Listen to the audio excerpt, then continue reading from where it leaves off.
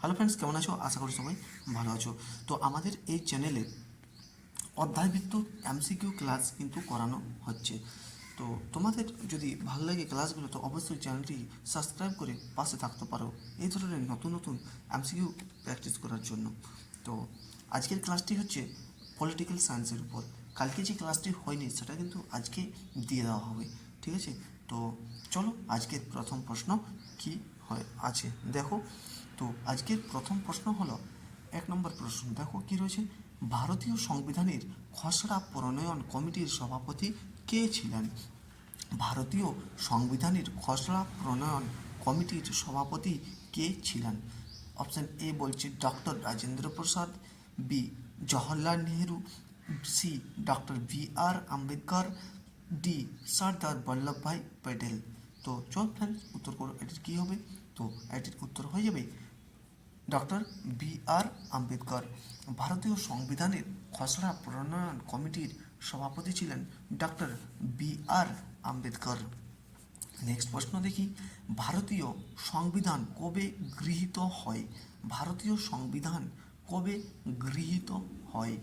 15ই August 1947 সালে, 26শে November 1949 সালে, 26শে জানুয়ারি 1950 সালে, 9ই ডিসেম্বর 1946 সালে।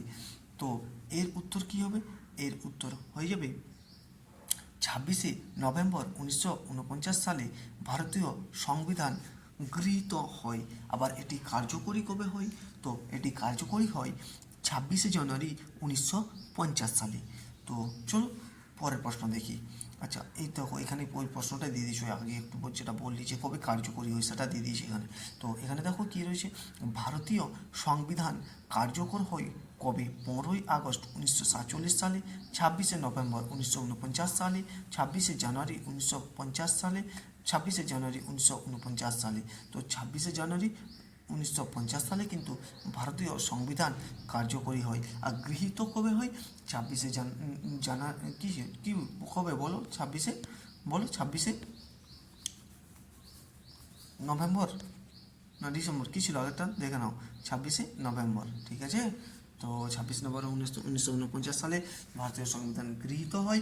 আর 26শে জানুয়ারি 1950 সালে এই সংবিধান কিন্তু কার্যকরী হয়, ঠিক আছে? তো পরের প্রশ্ন দেখো, প্রশ্ন নম্বর 4।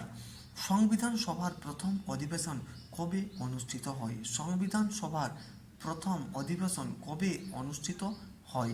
15ই আগস্ট 1947 সালে, 9ই ডিসেম্বর 1946 সালে, 26শে নভেম্বর 1949 সালে, 26শে জানুয়ারি 1950 সালে। তো এটির উত্তর কী হবে বলো? তো এই উত্তর হয়ে যাবে 9ই ডিসেম্বর 1946 সালে। সংবিধান সভার প্রথম অধিবেশন 9ই ডিসেম্বর 1946 সালে অনুষ্ঠিত হয়।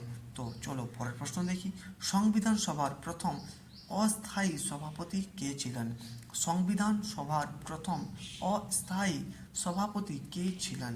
ডক্টর রাজেন্দ্র প্রসাদ, ডক্টর সচিদানন্দ সিনহা, বি.আর. আম্বেদকর, জওহরলাল নেহেরু। তো এটির উত্তর হয়ে যাবে, বলো কী হবে? সচিদানন্দ সিনহা অস্থায়ী সভাপতি ছিলেন যিনি। পরের প্রশ্ন দেখি, 6 নম্বর প্রশ্ন, সংবিধান সভার স্থায়ী সভাপতি কে ছিলেন? সংবিধান সভার স্থায়ী সভাপতি কে ছিলেন? সংবিধান সভার স্থায়ী সভাপতি কে ছিলেন? তো এর উত্তর হয়ে যাবে ডক্টর রাজেন্দ্র প্রসাদ, অপশন বি। পরের প্রশ্ন দেখি, ভারতীয় সংবিধানের প্রধান ভিত্তি কোন আইন? Indian council's act 1909, government of India act 1919, government of India act 1935, regulating act 1773। তো এর উত্তর হয়ে যাবে না, গভর্নমেন্ট অফ ইন্ডিয়া অ্যাক্ট 1935। তো চলো পরের প্রশ্ন দেখি কি রয়েছে। পরের প্রশ্ন হচ্ছে, সংবিধান সভা কোন পরিকল্পনার ভিত্তিতে গঠিত হয়? সংবিধান সভা কোন পরিকল্পনার ভিত্তিতে গঠিত হয়? তো এর উত্তর হয়ে যাবে কি বলো? Cripps mission. সংবিধান সভা ক্রিপস মিশন পরিকল্পনার ভিত্তিতে গঠিত, সরি রং বললাম, ক্রিপস মিশন হবে না, এর উত্তর হবে কি বলো? এর উত্তর হয়ে যাবে অপশন সি, ক্যাবিনেট মিশন পরিকল্পনার ভিত্তিতে গঠিত হয়। সংবিধান সভা ক্যাবিনেট মিশন পরিকল্পনার ভিত্তিতে গঠিত হয়। সংবিধান সভা ক্যাবিনেট মিশন পরিকল্পনার ভিত্তিতে গঠিত হয়। তো চলো পরের প্রশ্ন দেখো, খসড়া কমিটি কবে গঠিত হয়? খসড়া কমিটি কবে গঠিত হয়? 29 আগস্ট 1947 সালে খসড়া কমিটি গঠিত হয়। পরের প্রশ্ন দেখি, ভারতীয় সংবিধান প্রণয়নে কত সময় লেগেছিল? ভারতীয় সংবিধান প্রণয়নে কত সময় লেগেছিল? ভারতীয় সংবিধান প্রণয়নে 2 বছর 11 মাস 18 দিন সময় লেগেছিল। ভারতীয় সংবিধান প্রণয়নে 2 বছর 11 মাস 18 দিন সময় লেগেছিল, প্রায় 3 বছর বলাই যায়। ঠিক আছে, পরের প্রশ্ন দেখি, মূল সংবিধানে কতটি অনুচ্ছেদ ছিল? মূল সংবিধানে কতগুলি অনুচ্ছেদ ছিল? মূল সংবিধানে কতগুলি অনুচ্ছেদ ছিল? 395টি অনুচ্ছেদ ছিল। মূল সংবিধানে 395টি অনুচ্ছেদ ছিল। পরের প্রশ্ন দেখি, মূল সংবিধানে কতগুলি ভাগ ছিল? কতগুলি ভাগ ছিল, সরি এই জায়গাটা মূল সংবিধানে কতগুলি তপশিলি কতগুলি ভাগ ছিল, এই জায়গাটা কিন্তু অপশনগুলো দেওয়া নেই, কিন্তু এর উত্তর হবে মূল সংবিধানে কতগুলি ভাগ ছিল, অর্থাৎ কয়টি পার্টে বিভক্ত ছিল। তো এর উত্তর হয়ে যাবে কিন্তু 22। ঠিক আছে, 22, 22টি পার্টে কিন্তু বিভক্ত ছিল, 22টি পার্টে বিভক্ত ছিল। ওকে, এর উত্তর হয়ে যাবে 22টি পার্টে বিভক্ত ছিল। এটা কিন্তু আমার অপশানগুলো দেওয়ার কিন্তু ভুল হয়েছে। ঠিক আছে, তো এটির উত্তর হবে 22টি পার্টে 22টি ভাগ ছিল, অর্থাৎ 22টি পার্টে বিভক্ত ছিল। ঠিক আছে, তো চলো পরের প্রশ্ন দেখি। 13 নম্বর প্রশ্ন কি বলছে? 13 নম্বর প্রশ্ন দেখো, মূল সংবিধানে কয়টি তফসিল ছিল? কয়টি তফসিল ছিল? মূল সংবিধানে কয়টি তফসিল ছিল? মূল সংবিধানে কয়টি তফসিল ছিল? তো এর উত্তর হয়ে যাবে মূল সংবিধানে 8টি তফসিলি ছিল। তো চলো পরের প্রশ্ন দেখি, সংবিধান সভার মোট কয়টি অধিবেশন বসেছিল? সংবিধান সভার মোট কয়টি অধিবেশন বসেছিল? সংবিধান সভার মোট কয়টি অধিবেশন বসেছিল? তো এটা হবে 11টি, মোট 11টি অধিবেশন বসেছিল, মোট 11টি অধিবেশন বসেছিল। পরের প্রশ্ন দেখি, সংবিধান সভা মোট কতদিন বৈঠক করেছিলেন? সংবিধান সভা মোট কতদিন বৈঠক করেছিলেন? বলো, 150 দিন, 160 দিন, 165 দিন, 170 দিন। তো এর উত্তর হয়ে যাবে 165 দিন।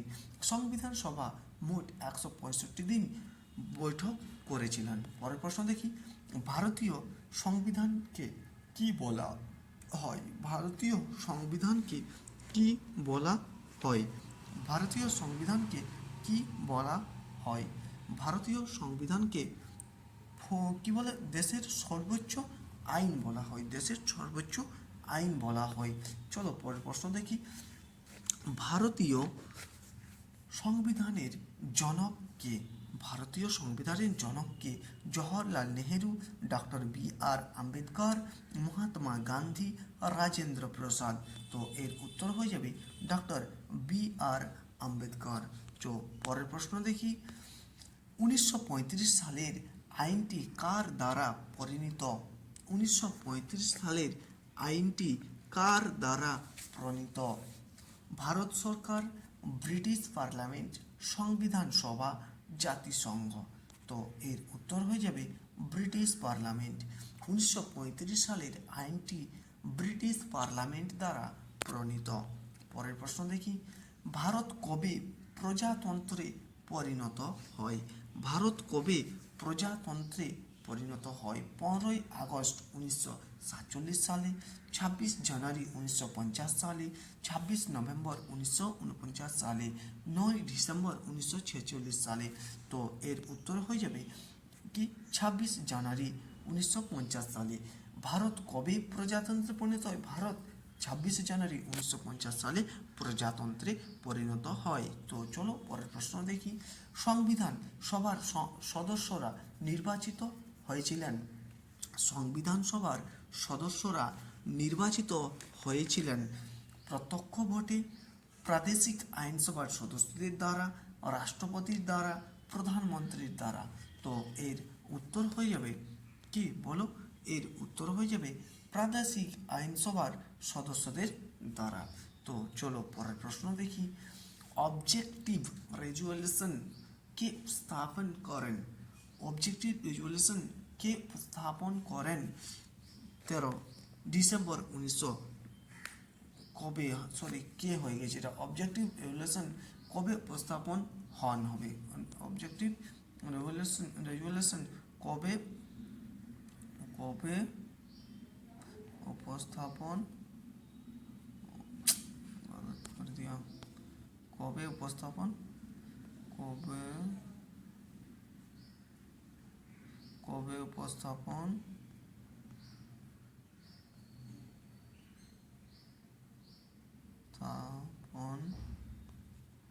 উপস্থাপন হয়?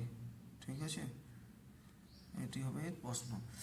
অবজেক্টিভ রেজুলেশন কবে উপস্থাপন হয়? তো এর উত্তর হয়ে যাবে অপশন বি, 9 ডিসেম্বর 9 ডিসেম্বর 1946 সালে। তাহলে অবজেক্টিভ রেজুলেশন কবে উপস্থাপন হয়? 9 ডিসেম্বর 1946 সালে। তো চলো পরের প্রশ্ন দেখি। ভারতীয় সংবিধান বিশ্বের কোন ধরনের সংবিধান? ক্ষুদ্রতম লিখিত সংবিধান, বৃহত্তম লিখিত সংবিধান, অলিখিত সংবিধান নাকি সংক্ষিপ্ত সংবিধান? তো এর উত্তর হয়ে যাবে বৃহৎ লিখিত সংবিধান। পরের প্রশ্ন দেখি। ভারতীয় সংবিধানের কিছু বৈশিষ্ট্য কোন দেশের সংবিধান থেকে নেওয়া হয়েছে? ভারতীয় সংবিধানের কিছু বৈশিষ্ট্য কোন দেশের সংবিধান থেকে নেওয়া হয়েছে? বিভিন্ন দেশের সংবিধান থেকে। উত্তর হয়ে যাবে বিভিন্ন দেশের সংবিধান থেকে। অপশান বি, জাপানও হবে না, শুধু চীনও হবে না, রাশিয়াও হবে না অপশানগুলো। ঠিক আছে, বিভিন্ন দেশের সংবিধান থেকে। তো পরের প্রশ্ন দেখি। 26 নভেম্বর দিনটি কি হিসেবে পালন করা হয়? স্বাধীনতা দিবস, প্রজাতন্ত্র দিবস, সংবিধান দিবস নাকি আইন দিবস? 26 নভেম্বর দিনটি পালন করা হয় কিন্তু সংবিধান দিবস হিসেবে, কনস্টিটিউশন ডে হিসেবে কিন্তু 26 নভেম্বর দিনটি পালন করা হয়। তো আজকের ক্লাসটা কিন্তু এত দূরেই। আশা করি প্রশ্নগুলো তোমাদের ভালো লেগেছে। তো যদি প্রশ্নগুলো ভালো লেগে থাকে এবং ক্লাসটি আমার অতটাই ভালো লেগে থাকে, তো অবশ্যই কিন্তু আশা করি ক্লাসটি তোমাদের ভালো লেগেছে। যদি ক্লাসটি ভালো লেগে থাকে অবশ্যই কিন্তু একটা লাইক দিয়ে সাপোর্ট করতে পারো এবং এই ধরনের ক্লাস পেতে আমাদের চ্যানেলটি সাবস্ক্রাইব করে পাশে থাকতে পারো। তো দেখা হচ্ছে তো পরের এক নতুন ভিডিওতে। ততক্ষণের জন্য বাই অ্যান্ড জয় হিন্দ, বন্দে মাতরম।